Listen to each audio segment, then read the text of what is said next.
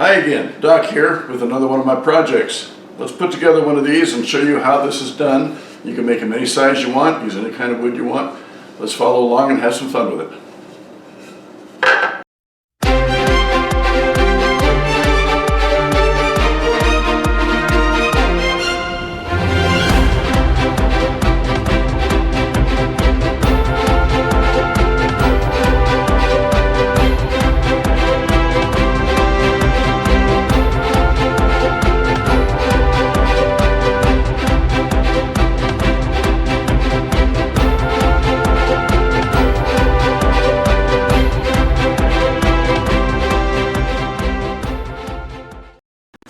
Hi, welcome to Doc's Projects. Today we're going to be working on that cutting board that we showed you earlier.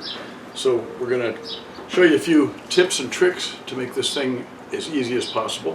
One tip about this is make sure that your blade is completely perfect 90-degree cut. I'm not going to show you all the sawing because you know how to do the sawing. Not only that, but during the sawing, a little bit of an accident. I don't want this to happen to you, so be very careful when you're around power tools. Oh look, they're back. Just green screen fun having. I'm good. I'm all good. You can buy these from the hardwood store. I go to Woodworker's Source in Tempe, Arizona. It's near me where I live. And at one point I wanted to have a nice accent, so I took my Purple Heart that you saw before. I took it, cut it into narrows. And a lot of times in my design, I like to have the accent stripe that goes through. I like to have it off center, maybe even a little bit more on one side.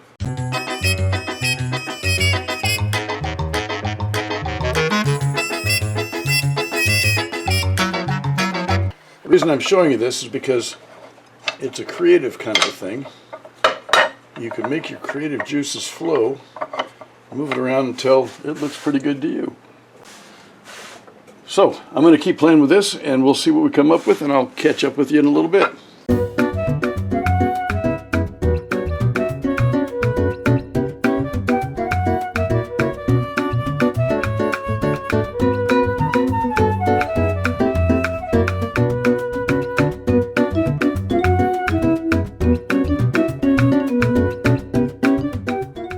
Okay, well, with a little bit of help from the wife to try to figure out what looks the best, we came up with this pattern here.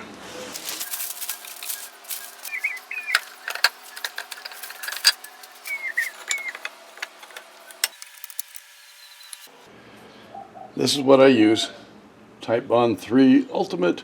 It's waterproof, good for exterior, interior. Because this is a cutting board and I'm going to have the juice grooves on there around the outside. People will be chopping up meats and different things that have juices, so I want to try to keep this waterproof as much as possible.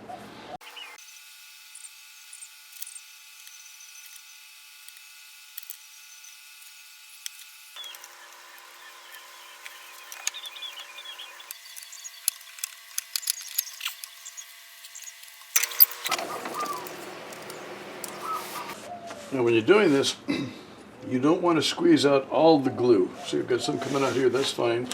But I don't want to squeeze out all of the glue because then I don't have enough glue in there to do what it needs to do. And at this point I got to make sure that they're all pushed down against the railing, because once it sets up, that's really hard to control. You ever known a shop that had too many clamps? Me neither. Okay, well, it's the next day. Gluing is all done. We're going to clean this up. Let's take this stuff apart here.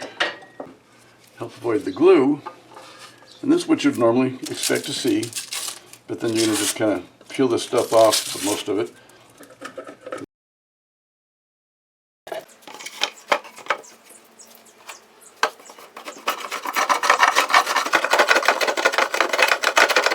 Always make sure you have eye protection and hearing protection, because this puppy is loud.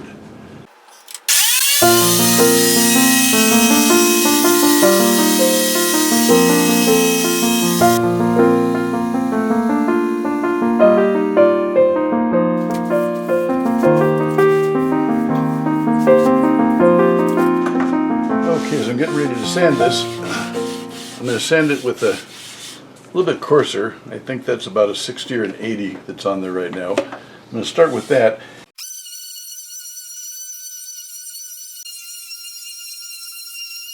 Okay, I'm going to give you a little bit of a treat now.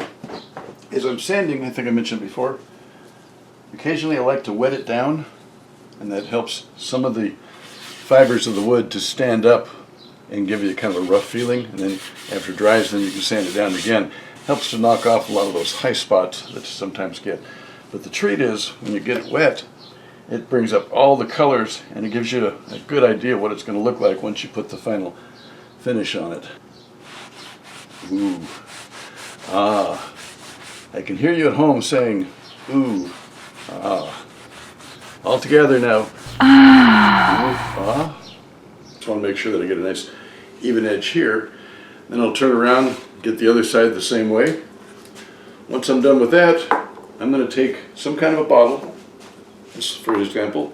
I'm going to put it at the corner where both edges touch, and I'm going to draw a pencil line around that corner. And then I will take the bandsaw and I will follow that line to give me a rounded edge.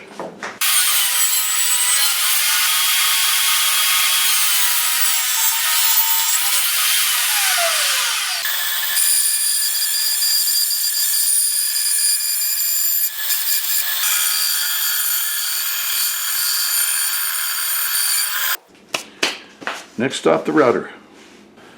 Okay, so I've prepared the router to give me a round over edge. I'm going to go ahead and curve it around. Got it clamped with a couple of boards here so that I don't mess up the face of the board. If you enjoy what I'm doing and want to see some more of my videos, please feel free to subscribe. And anytime I make some new videos, you'll get noticed that they're there and you can watch them.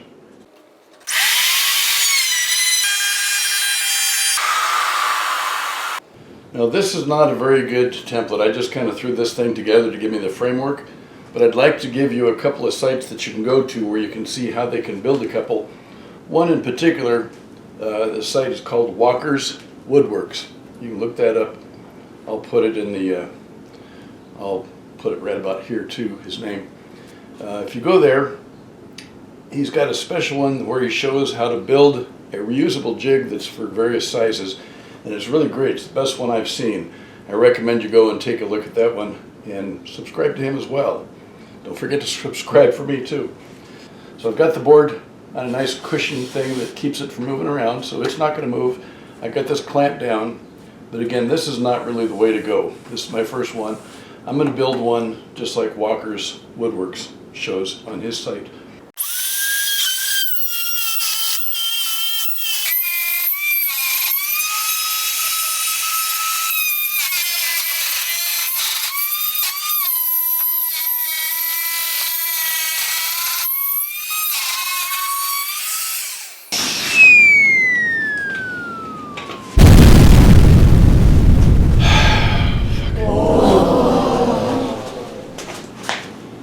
This just isn't going to work.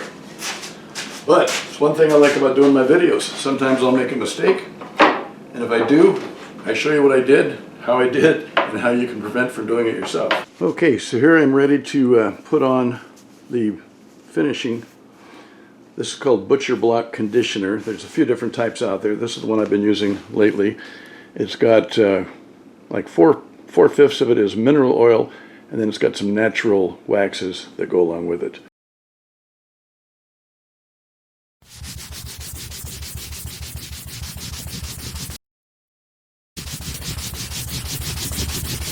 Okay, so try to get you some different angles to look at here, but yeah, it's a shame about the grooves, but overall I'll be happy using it. It'll be a constant reminder to me that I need to not hurry. Anyway, if you feel sorry for me, please subscribe. Help me to make some more of these.